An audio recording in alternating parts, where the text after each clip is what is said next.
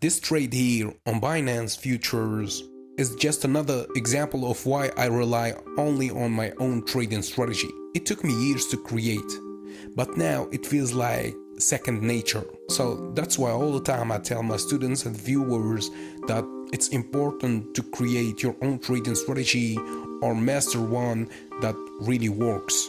And the next step, I guess, it's simple. You just have to stick to the plan.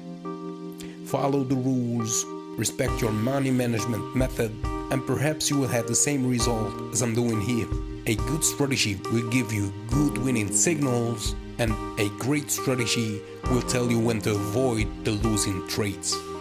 So it's not just about the wins. Avoiding the losses is also important. So yeah, if you are interested in learning my strategy, just go to learnthestrategy.com/free. The link is in the description and in the bio.